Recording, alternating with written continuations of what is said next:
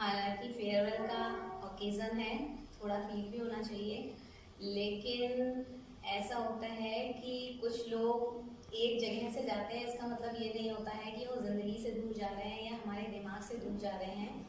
तो अगर हम लोग किसी भी रूप में कनेक्टेड रहते हैं, चाहे विचारों से या किसी भी तरह से, तो वो कभी दूर नहीं होते हैं। हमेशा ये ध्यान रखिए। प्रिंसिपल सर की ये बात मुझे बहुत अच्छी लगी। इन्होंने 15 अगस्त पे भी कहा था कि ये पूछे कि हम यहाँ क्यों हैं।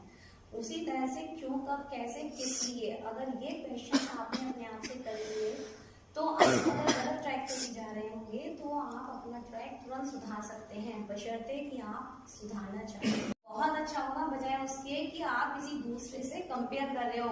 हमेशा ये याद रखिए कि मुझे जीतना है, मुझे किसी को हराना नहीं है, क्योंकि उसका हारना ना हारना उसकी फीलिंग्स और इंटेंशन पे डिपेंड करेगा।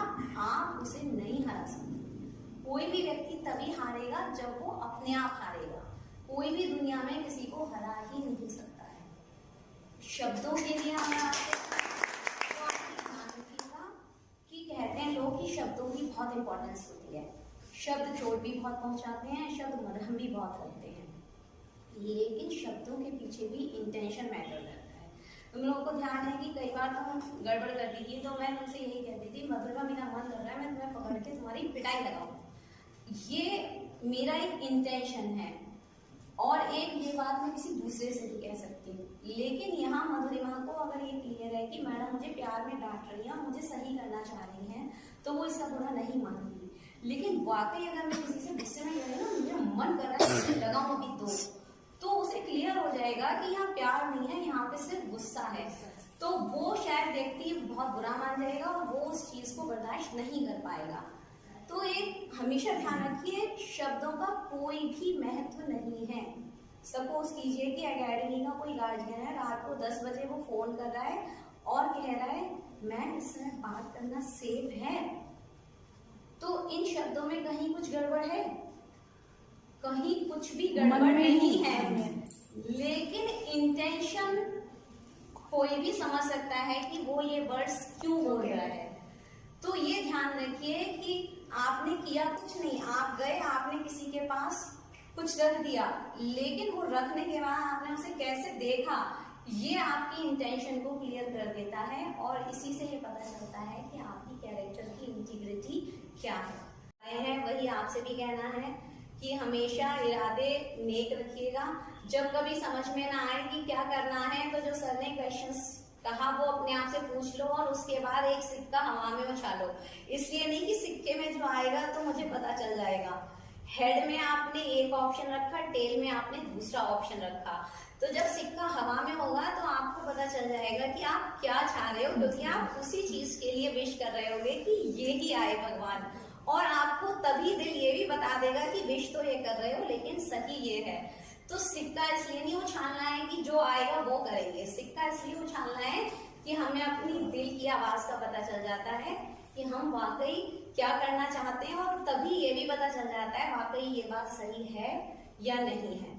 तो अब आप लोग जा रहे हैं, ये इसकी अभी एक स्टाफ परिवार रहा है, जहां भी आप लोग जाएं आपने इसको बहुत अच्छे से मैनेज किया है, आगे भी सब जगह मैनेज करेंगे। अब बसती है उन लोगों की बात जो यहाँ पर रहेंगे। तो मेरा यही कहना है कि अब जब ये जा रहे हैं तो कोशिश कीजिएगा कि जो भी ये जिस मिशन और विजन के संग एकेडमी खुली थी उसको आप लोग मेंटेन कर पाए, क्योंकि ये हमेशा होता है old order changes yielding place to the new. पुरानी व्यवस्था बदलती है, नई व्यवस्था आती है। चीजें हम लोगों ने दे दी हैं, लेकिन वही है जो लोग इसे एग्जीक्यूट करेंगे, जो इस सिस्टम के अंदर होंगे, उस पर डिपेंड करेगा कि चीजें कितनी सक्सेसफुल होती हैं। जैसे अम्बेडकर साहब ने जब ये संविधान बना था तो ये कहा था कि ये पूरी दुनिया का जो बेस्ट संविधान हो सकता है उसमें से है, लेकिन फिर भी अगर ये संविधान नहीं चल पाता है तो हम ये नहीं कहेंगे संविधान में कमी थी, बल्कि हम ये कहेंगे कि लोग ही निकृष्ट थे। तो वही एक चीज आ जाती है कि सब चीजें अच्छा होने के बावजूद भी अगर चीजें सही नहीं हो पाती हैं तो उसका रीजन यही होता है जो एग्जीक्यूट करने वाले हैं उनके इंटेंशंस क्या हैं। एक कानून का मिसयूज सबसे ज्यादा इंटेंशन बेस्ड होता है, और जब आपको किसी को सबसे ज्यादा पनिशमेंट देना हो तो उसका बेस्ट वे होता है लेट गो। उसको उसके कर्म पर छोड़ दीजिए, क्योंकि जो भगवान की लाठी होती है, जो कुदरत का कानून होता है, उससे बड़ा कोई कानून नहीं होता। और जब वो कानून अपनी सजा देता है तो उसके आगे फिर किसी का भी झूठ, ढोंग, पाखंड कुछ नहीं चलता है।